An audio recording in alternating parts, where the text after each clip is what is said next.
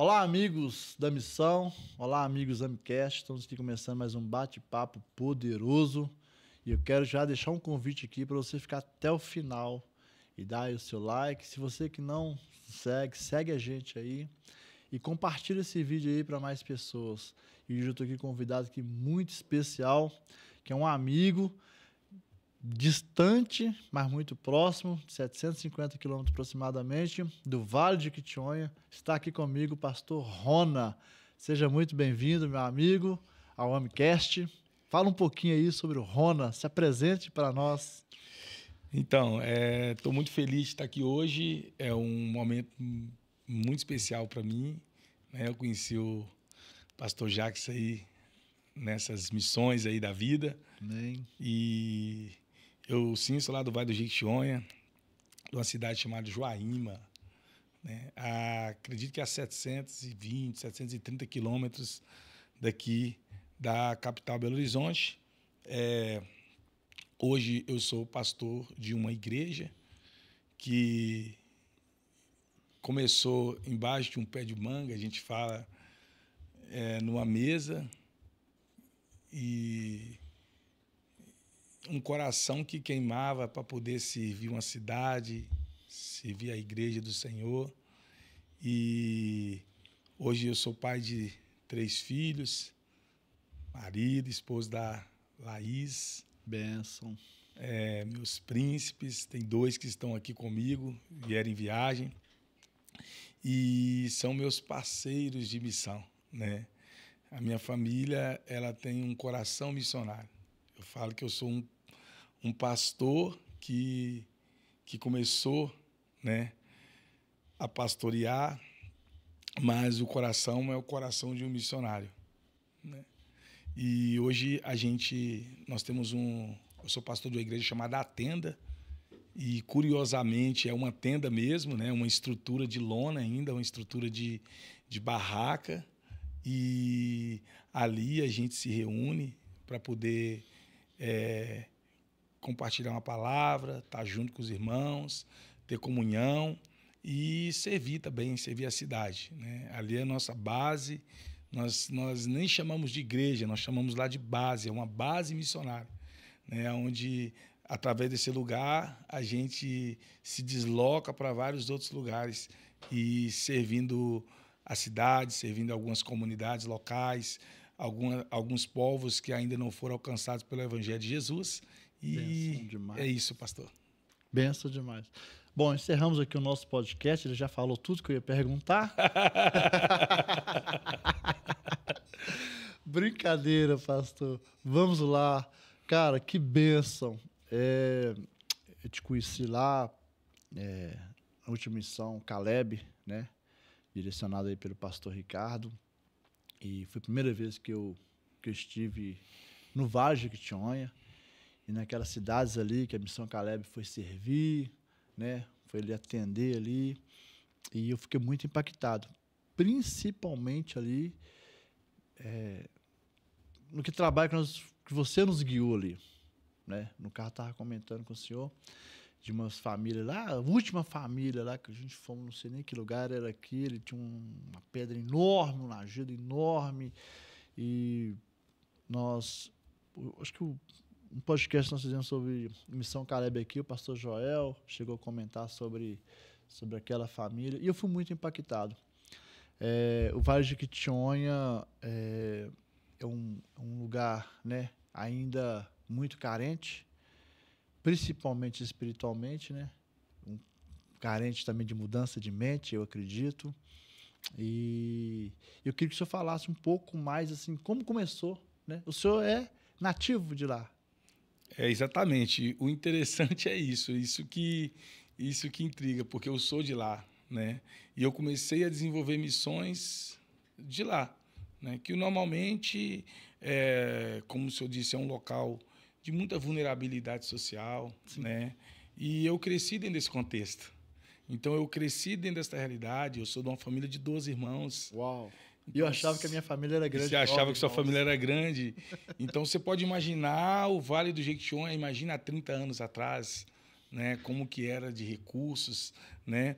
E eu fui criar... Pastor, só uma pergunta. era normal famílias com esse número de filhos? Sim. Mudou um pouco a realidade hoje, né? Aquilo era cultural. Cultural. Né? Porque acontece que quanto mais filhos, mais mão de obra teria. Né? Então, as famílias, elas normalmente tinham serviços braçais, né? Lá a gente costuma dizer que não tinha muita televisão, então o povo fazia muitos filhos, mas faz parte lá da cultura. Famílias muito grandes, famílias que, quanto mais pessoas para poder servir, trabalhar no campo, era muito importante. E eu cresci dentro desse contexto, um contexto social muito difícil, né? Hoje a gente já mudou muito, né? Já estamos debaixo de uma outra realidade, mas ainda existe essas dificuldades lá, né? E o Vale é um vale que é muito conhecido e ele também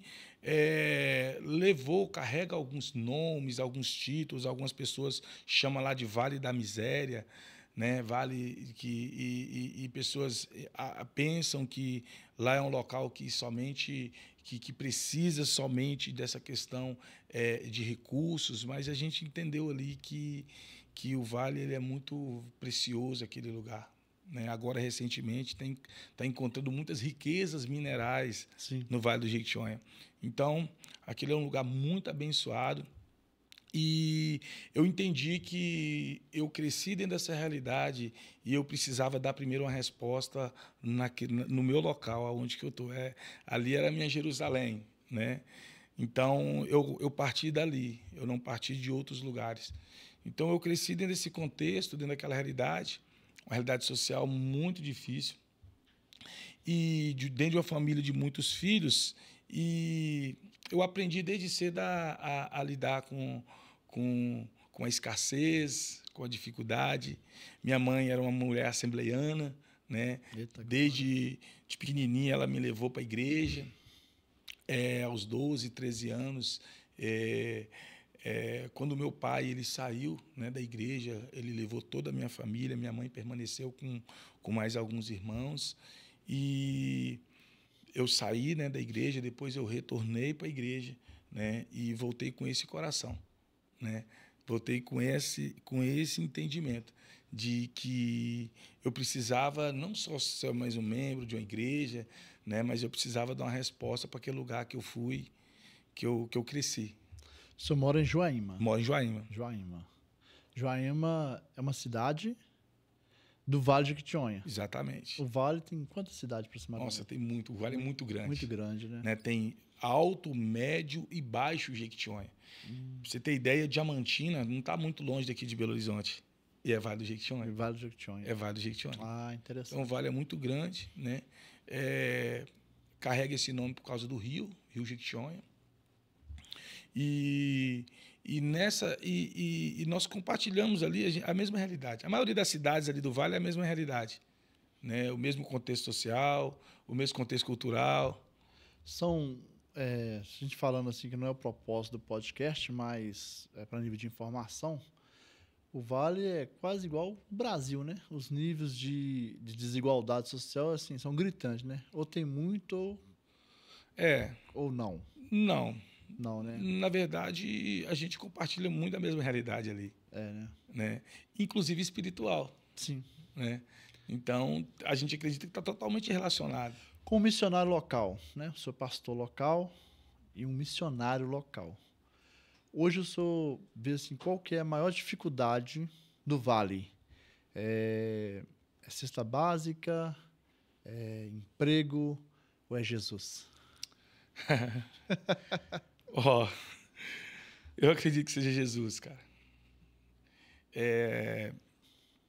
A gente é acostumado a receber missionários, mas a gente nunca pensou em formar missionários e enviar missionários, ser um celeiro de missões naquele lugar. E isso queimou no meu coração. Eu queria dar uma resposta para o lugar, mas não somente dar uma resposta ali, mas a gente também construir algo, né? Construir uma plataforma, construir alguma coisa para que a gente pudesse primeiro dar uma resposta lá e enviar através dali, né? A gente entende que ali é um grande campo missionário. Sim. Ali é um grande campo missionário. Pastor, o que o senhor fala isso é muito importante, porque eu, no meu contexto de vida, fui criado no Evangelho, afastei dos caminhos do Senhor, conheci o mundo e conheci o submundo e o sub do submundo, né? E, assim, dentro da minha realidade, de onde o Senhor me tirou, hoje o Senhor também usa muito minha vida para resgatar pessoas. E o Vale de Jequitinhonha, falando assim, do jeito que o senhor está falando, trazendo essa realidade, eu fazendo uma comparação até com a minha própria vida, lá dá para tirar muitos missionários, até pelo contexto que eles vivem, que eles foram criados, o que eles estão sendo forjados, dá para ser homens e mulheres valentes daquele lugar.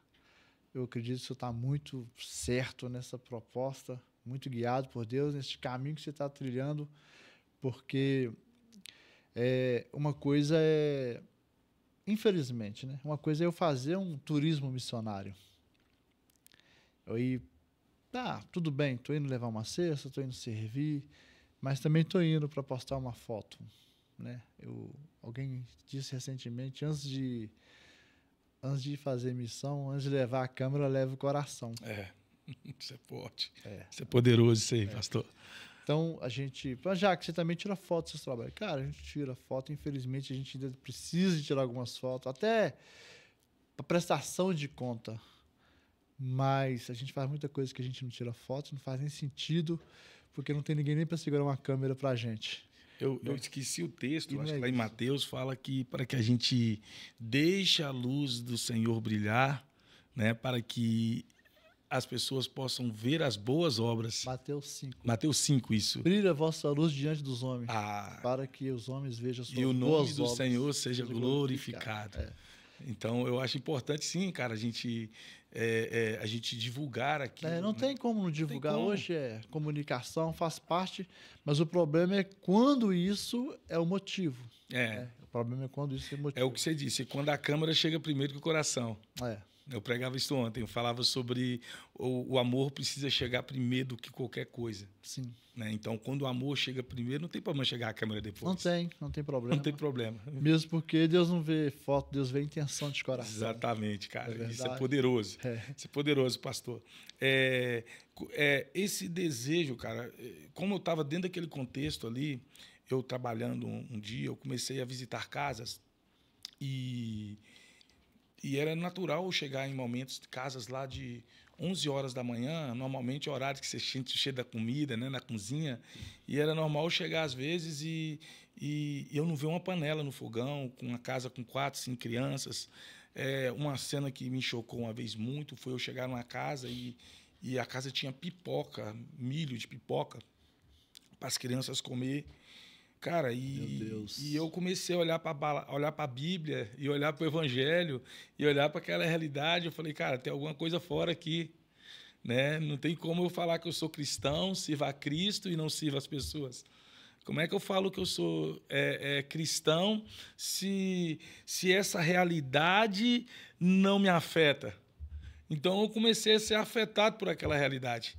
Então, isso comecei a entender que era necessário, cara, não somente eu ser nutrido por uma palavra, mas tudo aquilo que Deus fez na minha vida, Ele também faria através de mim. E foi aí, pastor, que a gente começou. Aí que nasceu a tenda, né? Que é um lugar que foi trazido para nós do coração de Deus para que a gente pudesse servir uma cidade, servir um vale. E teve várias situações, né? Várias. Eu falava para o senhor, a gente entendeu ali de início que a igreja ela não poderia ficar alheia a toda aquela realidade, né? No início eu fui muito criticado, né? Normalmente a gente é criticado, porque eu estava... cara, você é pastor, você faz projeto social, o que você está arrumando? Cara, você faz loja. E a gente começou a desenvolver lojas missionais para poder financiar o reino. Né? Recurso. A gente tinha que se virar onde que a gente estava. Né? A gente falou, cara, o que eu tenho para eu começar? Eu tenho meu trabalho, né? Que eu trabalho, minha esposa trabalha, são os recursos que a gente tem. Um carro, uma casa, um coração, né? E mais nada. Né? Então, a gente começou a utilizar daquilo que a gente tinha. Então, eu penso que a gente pode inventar um monte de desculpa para não fazer missão. Sim. É o lugar que eu estou. Não, cara. É você fazer a leitura do contexto que você está. Pastor, eu vejo assim, quando sai essas perguntas, né? Se você é igreja, se você é pastor, se você é assistente social, o que você eu fico preocupado, uma preocupação assim, dentro de um contexto, o que as pessoas estão entendendo de Jesus. Porque, vamos lá, se somos igreja, se somos o corpo de Cristo, e Cristo, quando andou aqui na terra, o que Cristo fazia? Ele pregava o evangelho, que eram as boas novas, e prestava serviços ao próximo. Então, por onde Jesus passou, ele alimentou. Por onde Jesus passou, ele curou. Por onde Jesus passou, ele libertou. Por onde Jesus passou, havia uma mudança, uma transformação naquele ambiente. E a gente entende todo um contexto teológico que só Jesus, ele é o caminho, né? Mas ele era aquele início da nova aliança ali, aquela transição. Então, aquelas pessoas só não se converteram de vez, a gente entende, porque precisava esperar a descida do Espírito Santo, né? Onde teve ali os dias de Pentecoste, tal. Mas vamos lá. Se nós somos parecidos com Jesus e nós somos a imagem de Jesus. O que é imagem? Imagem é o reflexo, aquele que parece. Somos o corpo. Por que, como igreja, então, por onde a gente passa, a gente não está curando, por onde a gente passa, a gente não está libertando, por onde a gente passa, nós não estamos alimentando? A igreja precisa tomar um cuidado, que a gente está fazendo muitas coisas e às vezes não está fazendo nenhuma dessas que Jesus estava fazendo.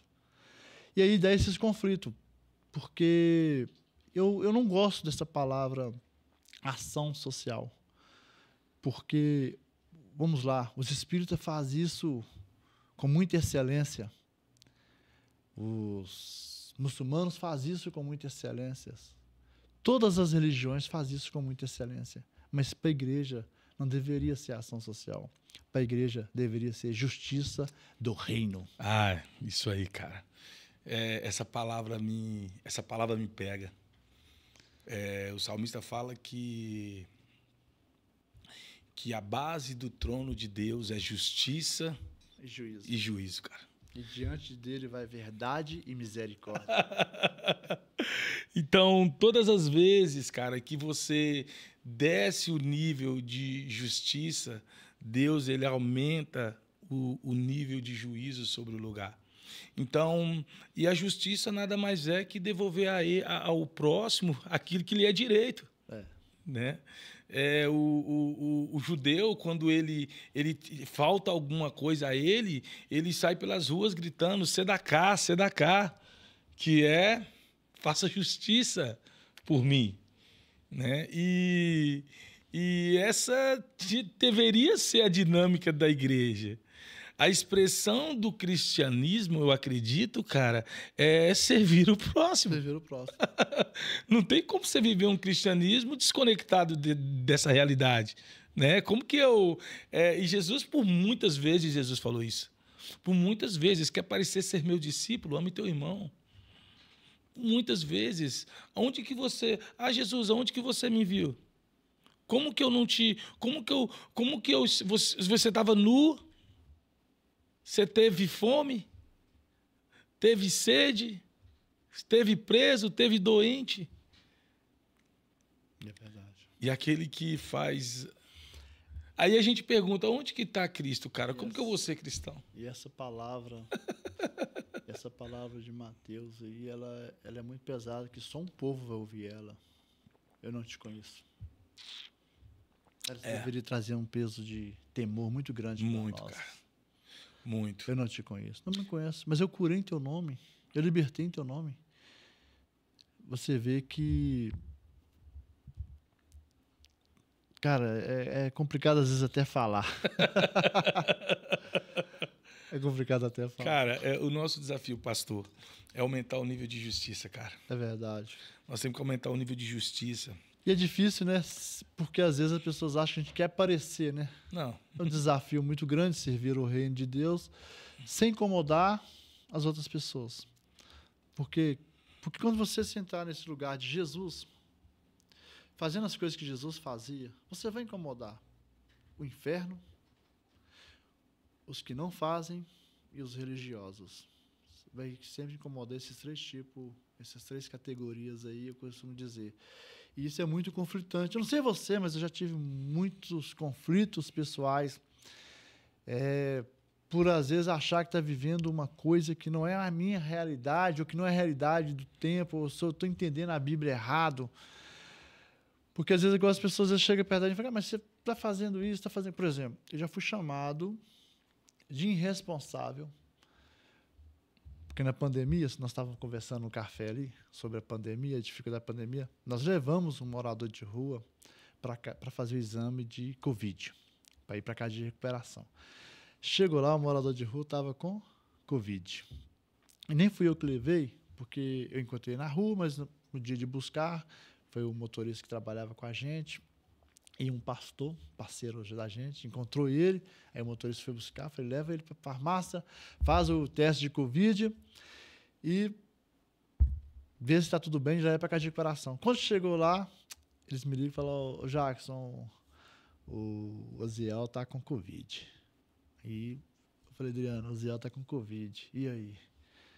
Aí eu falei, e aí? Eu falei, e aí eu vou trazer ele aqui para casa. Ela falou, pode trazer. Porque eu não podia levar o Oziel com Covid para casa de recuperação. Porque isso também é ser cristão. Eu não posso colocar os outros em risco. Ah, mas você vai colocar a sua família. Minha família já foi entregue em sacrifício. E vivo. E aí, dentro do contexto religioso que a gente vive, aí comecei a ouvir algumas coisas. Cara, você é muito irresponsável. Aí vamos lá. Eu sou irresponsável com o sistema, ou estou sendo irresponsável com o reino de Deus? O que é ser responsável para o sistema? É fazer o que todo mundo está fazendo. Ah, está com Covid, está na rua, não é problema meu. Ô pastor, se eu falando isso aí, cara, me vem uma palavra.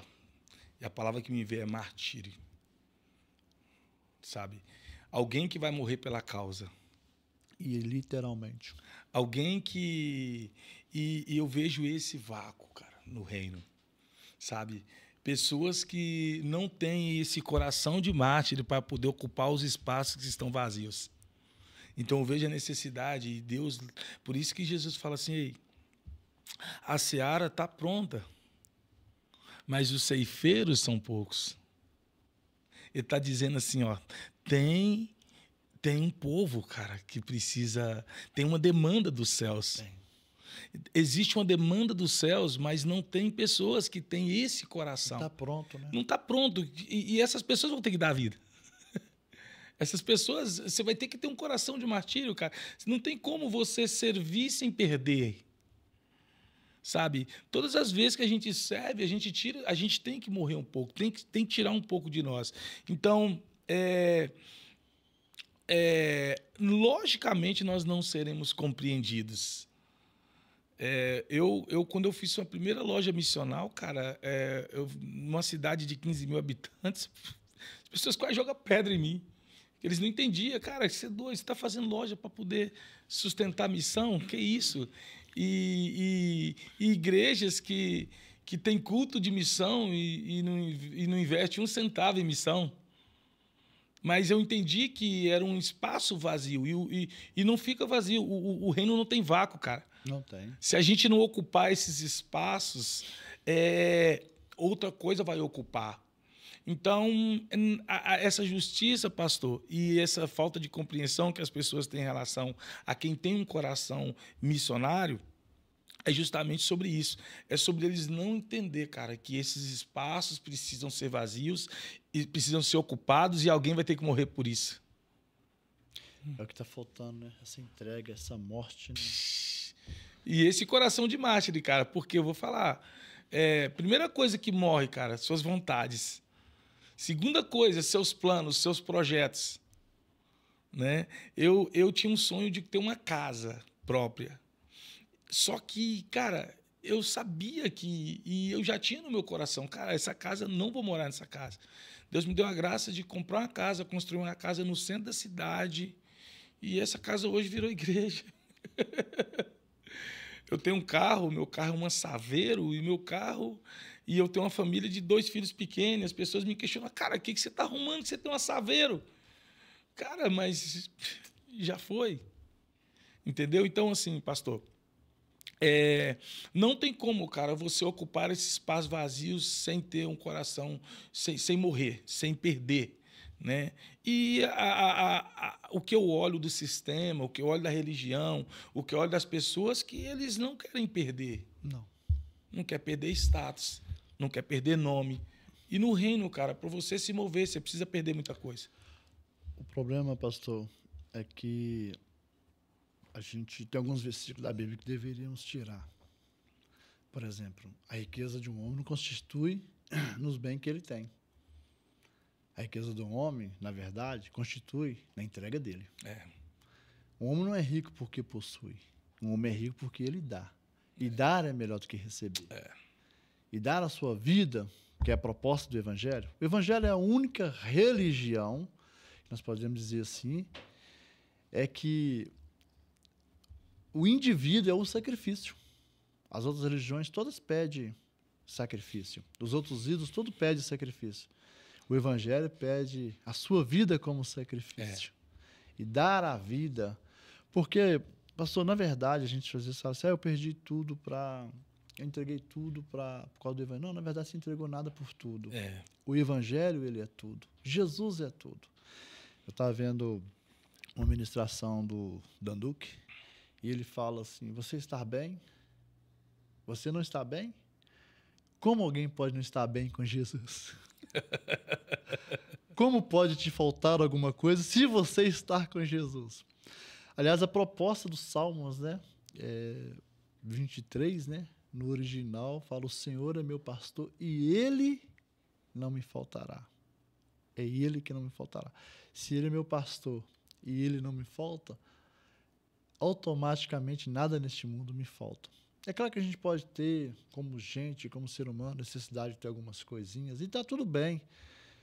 Casa, carro, eu falo isso sempre. Eu não tenho voto de franciscano, mas eu entendi que se essas coisas da terra for me roubar do Senhor, eu prefiro não ter nada enquanto passar por aqui, mas construir lá no céu uma morada para mim. Mas Jesus já está construindo? Sim, mas ele diz também lá em Lucas que quando faltar os recursos aqui da terra, né, Lucas vai dizer o quê? Granjeai amigos com a riqueza da injustiça, para que quando essa vos faltar, eles os receberão no tabernáculo eterno. Ou seja, o que é granjear? Negociar. É negociar o dinheiro que eu tenho, as coisas que eu tenho, os bens materiais que eu tenho. Granjear, negociar. É conquistar mais almas. Quando essas riquezas acabar, ou seja, quando minha vida acabar aqui na terra, que são riquezas da injustiça, né? Chamado riqueza da injustiça. Essa vos faltar, eles receberão o tabernáculo da terra. Olha que proposta maravilhosa.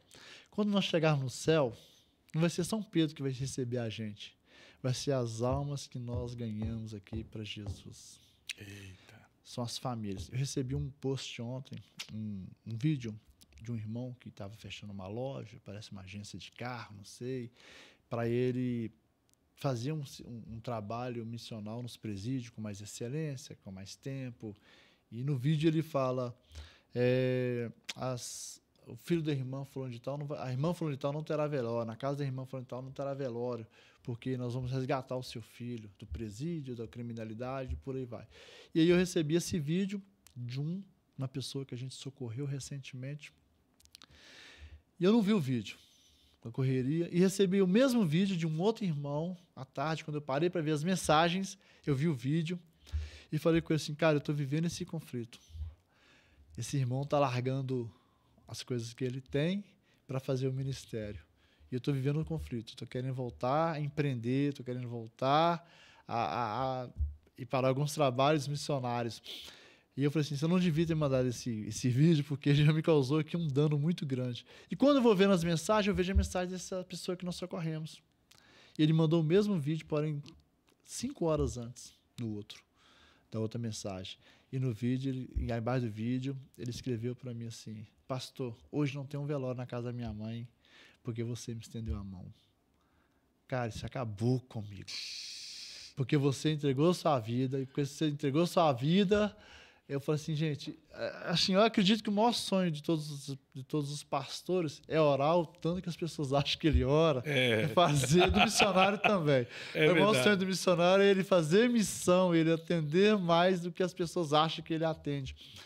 Mas assim, e é este lugar de entrega, cara. Eu abri mão, assim, de algumas coisas, de alguns sonhos.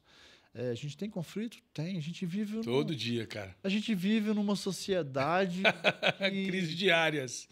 A gente vive numa sociedade, a gente é afetado por essa sociedade, onde diz que o normal é você ter.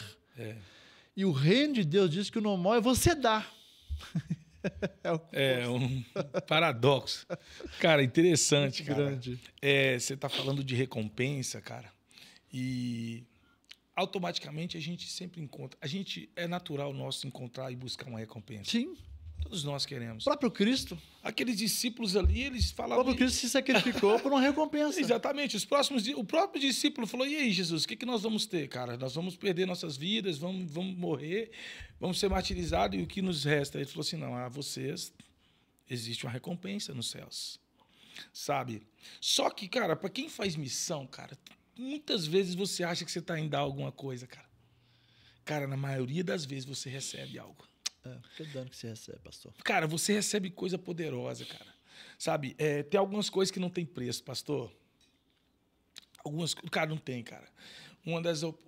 Várias situações. Uma delas foi que a gente fazendo um trabalho em uma comunidade muito distante, de difícil acesso. Uma comunidade muito carente. A realidade das casas lá remete a 100 anos atrás, para você ter ideia. Meu Deus. Ainda é de barro, pau a pique, né? A cama é de vara. Lá na sua região? Lá na minha região. Né? As comunidades que a gente atende. Ainda é de vara, cara. E, assim, é normal você chegar assim, e as casas, elas são muito baixinhas, você tem dificuldade de entrar, parece uma oca mesmo, é muito interessante lá a realidade das casas. Extrema pobreza. Mas quando você prega o evangelho, cara, as pessoas começam a encher os olhos de lágrimas, cara. E por muitas vezes elas pegam os santos e, né, os que professam o catolicismo, eles pegam e falam, pastor, eu quero esse Jesus, cara. Teve um tempo numa comunidade, cara, e que existia uma dificuldade na comunidade entre católicos e evangélicos. Pastor, eles não passavam na mesma estrada. Né? Um passava num canto, outro passava no outro. Meu Deus. E esse dia, cara, aí a gente começou a desenvolver um trabalho nessa comunidade e a gente percebeu, é uma comunidade quilombola, né? E a gente percebeu que tinha essas dificuldades lá. Então, nós tivemos um entendimento. Cara, vamos primeiro servir Vamos servir essas pessoas, cara. Eles serão os primeiros a servir. Nós vamos atrás deles. E a gente começou a levar as cestas. E a gente começou a falar de Jesus. E teve uma fala de uma mulher um dia que me tocou. Ela falou assim, cara, que evangelho é esse, seus? Por que o seu evangelho é diferente? Por que vocês falam da Bíblia diferente? Porque nós não fomos até lá com julgamento sobre religião. Nós fomos dar um abraço nela, entregar uma cesta e falar que Jesus ama ela. E isso me pegou, cara. Porque Às vezes a religiosidade impede que o amor de Jesus chegue nesses lugares. Às vezes a falta de recursos, sim, impede. Mas a religiosidade ela impede mais ainda, sabe? E a gente foi tendo experiências, né, de pessoas se convertendo a Cristo, né, pessoas querendo se batizar. Teve uma situação lá. Você atende em média quantas famílias lá? Em média, nesta comunidade era 75. Em outra comunidade agora que a gente atende cerca de 80 também famílias, servindo integralmente, pastor. E você veio falar de uma família. Tem uma família lá. Tem uma família, cara. Houve uma situação lá. A gente chegou numa casa que a mulher nunca tinha ela nunca tinha um fogão. Ela nunca havia cozinhado no fogão. Uau. Era no chão. Nós chamamos lá de trempa. É um fogãozinho no chão de barro, cara. E eu tenho essa foto é linda, cara. E a gente viu, falei, cara, nós vamos dar um fogão para essa mulher. E aí eu voltei e tal, conversei com um pastor amigo meu, falou assim, não, pastor, vou te dar um fogão. E como a gente acessava esses lugares, as pessoas nos abençoavam para a gente poder acessar. E, cara, você não tem noção, a primeira vez que a mulher acendeu o fogão. O que é comum. O que é comum para nós, a primeira vez que a mulher... Cara, e precisa de ver alegria. E ela acendia o fogo, cara. Ela de quantos anos, mais ou menos, pessoal? Ela? Dela, assim. Uns 60 anos. Meu Deus.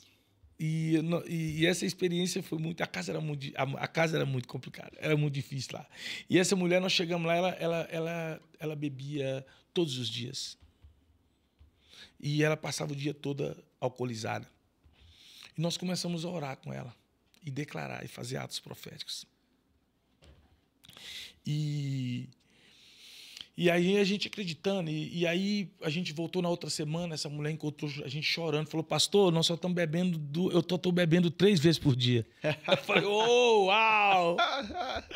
Aí passou, pastor, mais 15 dias, ela, pastor, você acredita que eu só estou tomando uma quando eu acordo e quando eu vou dormir, pastor? Cara, glória a Deus. Isso a religião do lado, lá na comunidade, cara, ficava pirado com a gente. Falou, pastor, você está perdendo tempo com essa mulher? Essa mulher bebe. Eu falei, cara, essa mulher fica tranquilo. O resultado disso, cara... Essa mulher é filha de Deus, é minha irmã. Eu cheguei um dia, cara, e essa mulher chegou chorando. Nós estávamos dando uma preparação para o batismo. A gente ia batizar lá na comunidade. E ela chegou chorando para mim e falou, pastor, eu só estou bebendo uma vez por dia. E aí, cara, ela falou, mas eu quero me batizar. O que impede? Eu falei, filha, cara, quando eu falei que eu ia batizar essa mulher, a comunidade veio em cima, cara. Desceu todo mundo, cara. Você não vai batizar essa mulher. Eu falei, eu vou batizar essa mulher. Eu vou batizar essa mulher, cara. Para uma mulher que passava o dia todo bêbada, cara, essa mulher tá bebendo uma vez por dia, eu vou batizar ela. Um avivamento. Cara, e chegou no dia do batismo, cara. Aí a gente estava orando, é uma comunidade espiritualmente muito complexa. E a gente estava orando e falando, Deus, nós vamos batizar. E eu chamei a igreja, gente, vamos orar, porque eu estou sentindo o espírito, vai haver um desencorajamento na comunidade para que eles não possam batizar. E essa mulher entrou nesse lugar. Ela não chegou no dia do batismo, ela falou, não vou batizar. Passou-se uma semana, um mês, 2 meses depois, ela não batizou, pastor. A comunidade, as pessoas a desencorajou de batizar. Disse que ela não era digna, que ela não poderia se batizar, porque ela ainda bebia uma vez por dia. Meu Deus. O resultado, essa mulher, ela foi embora, passou, ela veio aqui para uma cidade próxima, Capitólio, depois ela me ligou. Eu tive notícia dela, pastor, eu estou doente, eu estou no hospital, e eu tenho um sonho, e eu acho que eu vou morrer. E eu não vou me batizar, pastor. Eu quero me batizar. E aí eu tentei articular para poder sair de Joaíma e vir aqui, né? Para poder batizar essa mulher, cara, porque era um sonho dela. E eu não consegui vir. E eu perguntei, pedi a alguém no hospital para que pudesse fazer esse batismo para ela, e ela não conseguiu se batizar. E ela faleceu. Ela faleceu, e isso, cara, eu fiquei muito chateado com isso. Eu imagino. Aí eu vi, assim, espiritualmente, os lugares que a gente estava entrando, né? Porque não tem somente existe uma demanda espiritual ali também sobre aquele lugar que impede muitas vezes que a missão avance. Pastor, eu já tive experiência assim. Uma vez a gente fazendo um batismo, um rapaz que estava na beira da piscina fotografando, acabou o batismo e ele falou: pastor, eu quero me batizar. Eu falei: entra na água. O religioso falou: mas ele não é casado. Eu falei: casa depois. Eu morava muitos anos com a moça. E aí, assim, na hora ali, assim, que é conflito, na frente, vamos falar: mas você vai batizar assim mesmo? Eu falei: cara, irmão, você crê que Jesus é o Filho de Deus? Você crê que o Senhor pode transformar a sua vida? Você quer que o batismo é para arrependimento? Ele: eu creio. Você está livre, espontânea vontade aqui dentro? Sim. Eu pedi. Então eu te batizo. Em nome do Pai, do Filho e do Espírito Santo. Batizei ele, pastor. Eu batizei, passou um tempo, nós casamos ele. Ele falou: agora eu quero me casar. Ó. Falei: amém. Vamos se casar. Juntamos e fizemos o casamento dele também. Então a religiosidade, cara, ela atrapalha. Muito. O farisaísmo, né? Jesus disse, né? Eles coavam um mosquito, mas engoliam um camelo. E a gente estava falando naquele contexto, pastor, é uma das barreiras que a gente enfrenta. Qual é das grandes dificuldades que você enfrenta, pastor? Religiosidade. No campo missionário, qual é dos grandes desafios? Quebrar a religiosidade, sabe? Apresentar o amor de Jesus de forma mais leve. Meu Deus. Né? Pastor, está acabando o nosso tempo. Sim. Você acredita? Passou tão rápido, Passou cara. Tão rápido. Não deu nem a metade. Mas vamos lá, pastor. Vamos lá. Hoje o senhor atende, só pra gente aqui, um bate-volta. Bate-volta, vai lá. Hoje o senhor atende, o seu projeto atende quantas famílias, assim, no total, aproximadamente, nos lugares mais remotos lá, como o senhor disse? A gente alcançava 75 famílias, né? A gente deixou lá nessa comunidade, essa comunidade hoje ela já está andando, existe uma igreja local onde nós ganhamos almas, existe um irmão na localidade lá que construiu a igreja, serve, a igreja está funcionando, está fluindo. A gente hoje desenvolve em outra comunidade, cerca de 80 famílias, né, que a gente serve, prega a palavra, visita, ora com eles, batizamos e casamos. Eita, glória. Hoje, nessa comunidade. Bênção demais. Pastor, hoje para o senhor, qual é o principal desafio? Missionário, pastor, igreja, o seu maior desafio hoje? Eu acho que o maior desafio da gente hoje é a gente formar missionários, né? O maior desafio é a gente formar missionários local, sabe? A gente desenvolver pessoas lá para que possam alcançar esses lugares. Também temos o desafio financeiro, né? É uma barreira que a gente enfrenta também, porque para a gente chegar nesses locais, a gente precisa de recursos. Recurso como ferramenta, ela é imprescindível. Imprescindível. A gente precisa de recursos para chegar nessas famílias, né? A gente precisa de recursos para poder servir essas famílias, né? Porque diante desta realidade que a gente enfrenta lá, né? Que além não é só uma realidade espiritual, né? Mas é material também. Me alegro muito em estar batendo esse papo aqui com você, porque a gente vê esse coração geracional. Primeira dificuldade que você falou: gerar missionários, gerar filhos que vão continuar a missão. E o Senhor lhe dará muitos filhos. Amém. Acredite nisso. O Senhor lhe dará muitos missionários. Acho que tanto querer como efetuar vem da parte dele, e um desejo tão diferente não pode ser seu. Não pode ser uma ideia do Rona. Pastor, a gente tem que caminhar aqui para encerrar mesmo. E, pastor, fala aí um sonho que o senhor tem. Um sonho que já está na mão do Senhor, que o senhor tem. Cara, eu tenho um sonho de construir uma plataforma, cara, missional lá. Enviar muitos missionários daquele lugar, sabe? A gente conseguir estabelecer uma base, a gente montar uma escola de missões lá naquele lugar, onde a gente possa impartir nosso coração, compartilhar nosso coração e, como o senhor disse, cara, projetar aí para as próximas gerações. Um dos sonhos é que meu filho, né, os nossos filhos que estão crescendo lá na nossa comunidade de fé, possam levar à frente esse coração e desenvolver missões também. Bênção demais. Eu acredito que nós só vamos alcançar mais pessoas indo, se entregando, doando, né? Pastor, bom demais Show. esse papo aqui com o senhor. Quero agradecer o senhor por impartir o coração com a gente, Sim. trazer para a gente aqui essa realidade do Vale de Quitionha. E estou aqui aproveitar que nós estamos aqui ao vivo falando. Eu quero fazer parte dessa plataforma. Uau! Eu quero fazer parte desses trabalhos que o senhor está desenvolvendo lá. Amém. Vou trazer essa proposta aqui para os nossos parceiros, para os nossos amigos. E nós vamos estar juntos lá com o senhor lá. Tamo junto. Aí, em nome de Jesus. A AMES, né, que é o podcast AMES, ela é uma escola de missões. É verdade. Ela é uma escola de missões. E a gente vai fazer uma parceria aí e vamos levantar. Porque eu acredito assim, que muitas das dificuldades do missionário é o recurso. É o recurso. E, às vezes, a pessoa ela não tem condição de fazer um curso, um treinamento, porque falta recurso. E, às vezes, o professor, o mestre, tem dificuldade também de ensinar, porque ele tem que parar tudo para prestar, né, com excelência esse serviço de ensino por falta de recurso. Então, nós vamos levantar esse recurso aí, em nome de Jesus. Pastor. E vamos levantar esses missionários. Vai ser bem-vindo. Nós chamamos de reforço, cara. Vai ser um reforço para os nossos corações lá.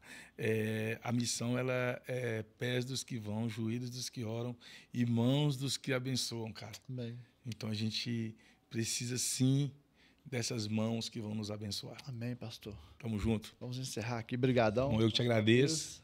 Deus que abençoe. E estamos aqui encerrando mais um podcast Amcast. Eu quero agradecer você que viu até aqui. Nós vamos deixar aqui embaixo as informações do pastor Rona, para você também estar abençoando lá no Vale de Quitionha, através da vida dele, a sua vida, as suas mãos, os seus recursos, vai alcançar essas famílias ali no Vale de Quitionha. Pastor, mais uma vez, muito obrigado. Tamo junto. Deus te abençoe. Eu te agradeço, obrigado. Obrigado pela oportunidade, pelo espaço, cara, para a gente poder impartir o coração. Próximo, se você voltar a BH, a gente senta nessa mesa aqui novamente. Tamo junto. Beleza? Combinado? Valeu.